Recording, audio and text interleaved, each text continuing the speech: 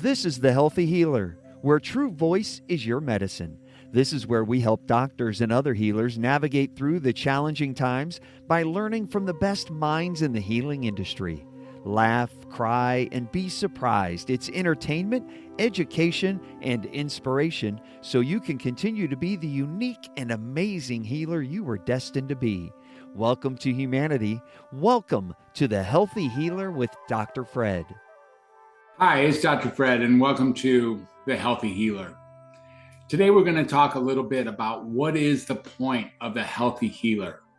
Like, why be healthy if you're a healer, or why become a healer if you're already healthy? And we're going to look a little bit at the humanity, at the essence of what it means to even be a healer.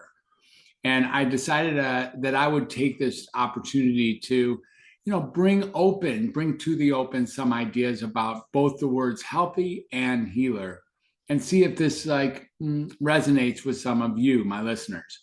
First of all, thank you so much for being a listener. Thank you for being a viewer of the Healthy Healer podcast.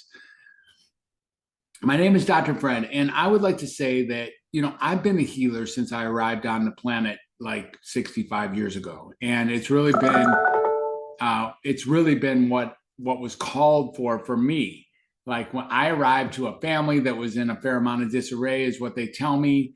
My two older brothers and my parents, my brothers were 10 and 14 years old, respectively, and there was a lot of discord and chaos. And my job was to bring pleasure to a family like that, or to bring maybe some form of organization, or some form of levity, or some form of love, or communication and connection into that family. And so I hit the punch clock, as I came out, and have really been doing this my whole life. But I also really wanted to be a healer all the way through school. I was the person that my friends would, call me and tell me their issues and tell me their problems, and then I would help them find solutions and see what I could do to help implement those solutions. And it's just someone that I've always been. And then in school, that didn't work out so well to become a healer. It seemed like what was really being asked of me was to regurgitate whatever the professors had to say, and not to communicate effectively, which I learned when I was a child, and I still hold to it dearly, that at the heart of all healing is something called a human connection. I remember early on when I would watch my family speak from the playpen, and they would be connecting, and I could see that there would be healing of some nature. From whatever a 3 or 4-year-old can see, I could see that good things happen with excellent communication.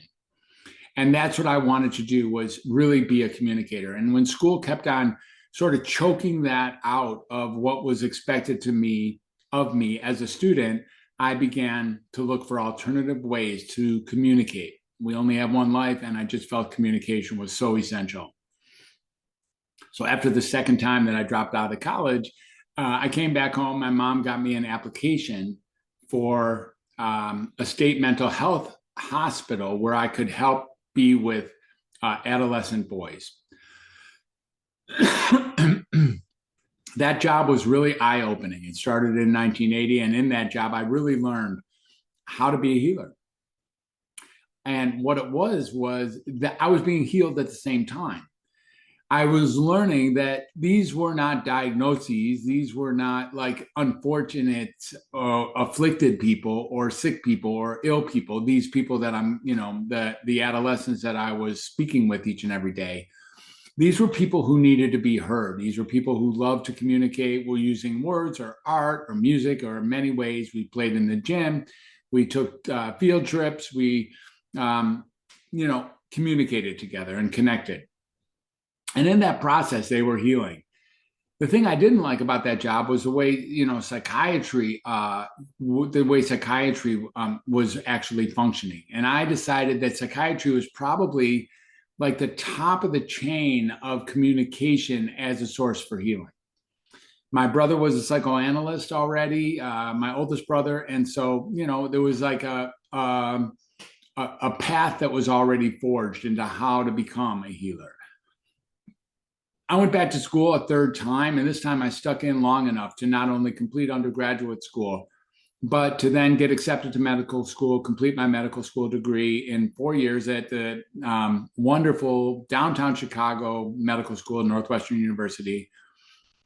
And then to do an internship also in Chicago, and then to move to Cincinnati and do a residency, and then to complete my education with a fellowship in child and adolescent psychiatry, which of course was how I got started back in 1980.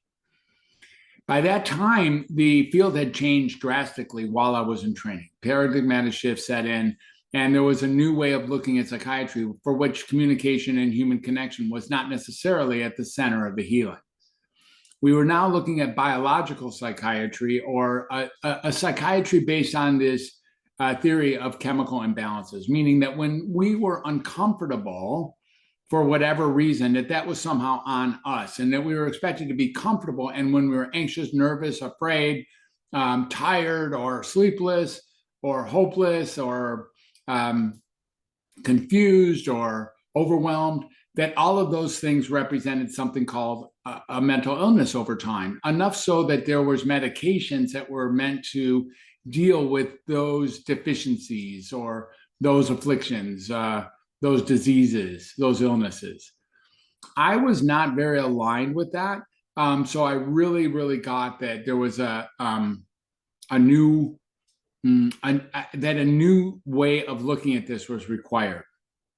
Now, it didn't stop me from diagnosing thousands, even tens of thousands of people in my career, and then treating one way or another multiple people with medications. I'm sure that I wrote over 100,000 prescriptions in my, my career that spanned, well over 3 decades, 32, 33 years up until now.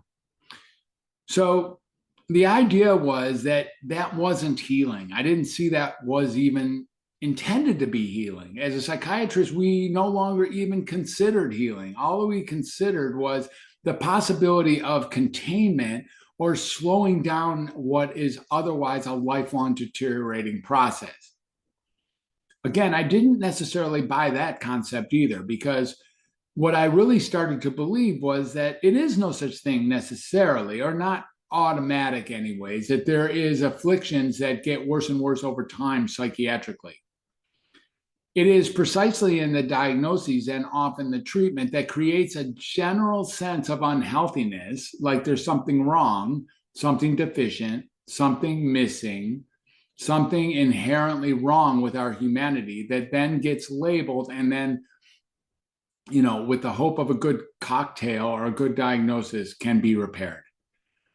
This wasn't my experience very often, and I was a pretty premier psychopharmacologist, so I started seeing that this was not a way to create healing or health. In about 2006, I started taking people off of medicine, the lower risk people, and lo and behold, they got better, and reliably better, and considerably better. So I was really excited about that, and we started to expand that into a different crowd, the crowd that was a little less low risk, maybe a little riskier, like maybe on 1 or 2 medicines, or had been on, had conditions for a long time. And then lo and behold, they got better too. Sometimes so much better that they would rock their own system. People who expected them to stay sick, and stay mumbly or confused or, kind of zombied or incapable, had the system wasn't ready for them to launch into their new level of capability and their new level of energy, because these medications and diagnoses tend to be generally fairly blunting. So again, we fast forward a little bit to when I began to get that I can no longer really, in good faith, continue to diagnose people with afflictions that I didn't believe that they had. And then, by the way, if you have an affliction and you have a disease, you have a mental illness that you're pretty sure that you have, this is not an endorsement that you should change your ways.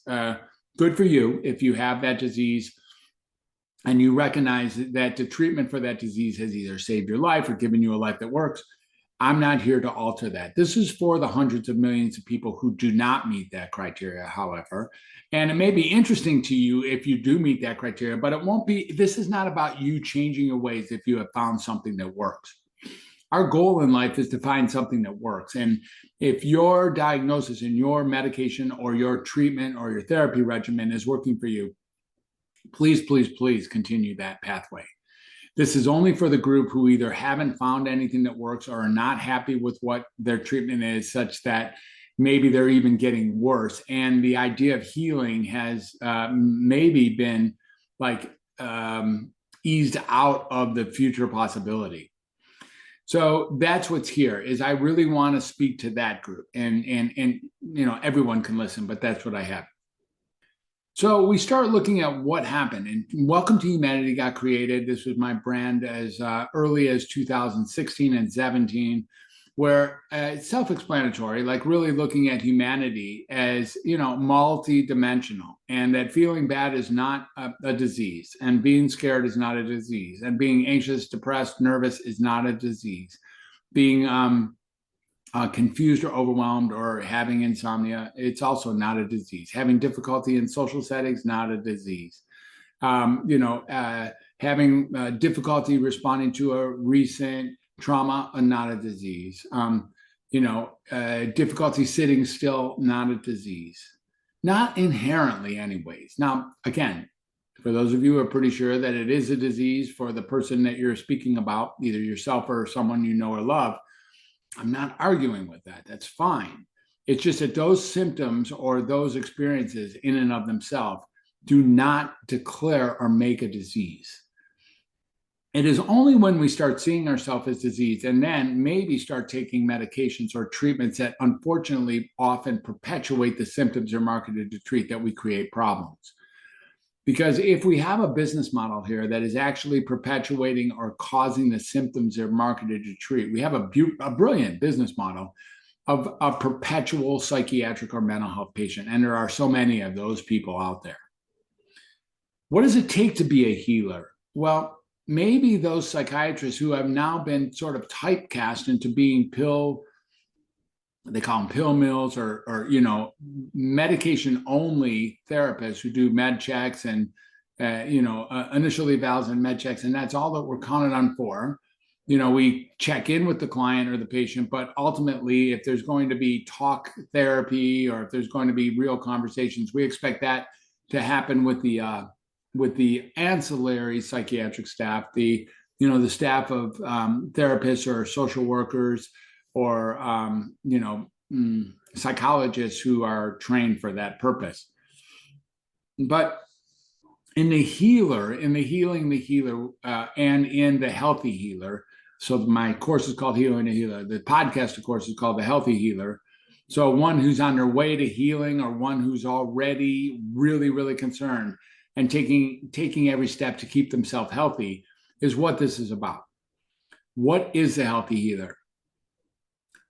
In order to be an effective healer, you want your healer to at least be pursuing their own health.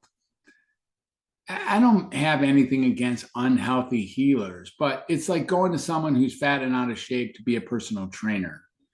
It would be kind of silly, or if someone doesn't know how to pay attention to their own health, then perhaps that's not the direction you need to go in order to explore or what it means to be a healthy healer. So also, if you already are a healer, you want to take advantage of everything that it is that you say. You shouldn't be offering, in my world anyways, you should not be offering treatments that you wouldn't yourself be willing to do. And that includes medications. I mean, would you be willing to take the medications that you prescribe? In most cases, many doctors would, many psychiatrists anyways, would not be willing to do that. Maybe antidepressants a little bit more often, and maybe an occasional benzodiazepine for some of us psychiatrists is seen as being okay. But I'm asking you something different, which is, would you be willing to take the medications in the same way that you offer them to your patients? And if so, okay, and probably not so more often than not. And if not, what's the distance? What's the distance between you and your patients? The conversations that we're going to have in the Healthy Healer are conversations about how to stay healthy, how to be healthy, what it means to be healthy as a healer. How is it that being a healthy healer is maybe a more effective approach than being an unhealthy healer? And then really the other piece, which is maybe a little less obvious, is the healthy person is already a healer. So let's say you're not officially a doctor, you're not officially in the field, but you really pursue your own health with vigor, with intensity, with intentionality. You're already a healer. For the people around you, they are touched by your healing self. They are touched by your healthy self. And that's part of this conversation as well. So the line gets drawn thinner and thinner between the words healthy and healer. In other words, the sooner you become healthy, the more likely you are to be a healer. And when you become a healer, it starts being an onus on you to take care of your own self and keep yourself healthy in every way possible.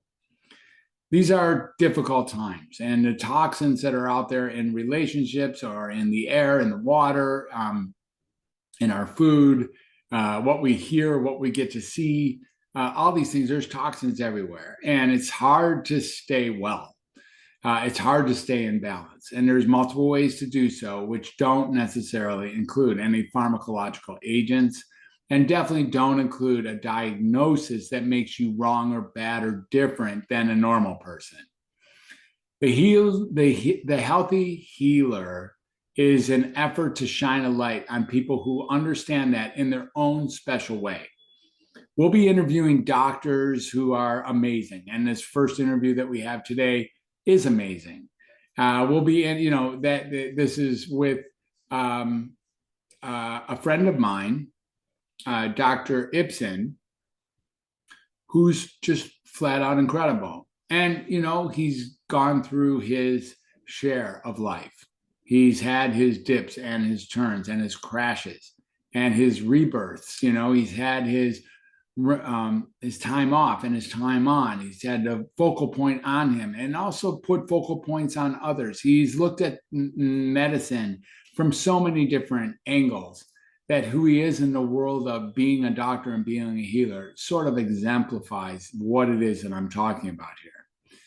Now, every day we have to be healing. Every day we have to pay attention to this. And some days, I don't work out on some days, or in other days, I don't read, or I don't write, or maybe I even eat some food that maybe a little less than perfect. And that's probably true with you. Some of the key ingredients to being healthy is to accepting, forgiving, and being patient with your own self.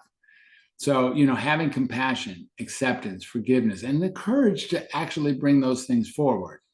Having kindness, being gentle with yourself for all the things that you've done that you now think weren't very good.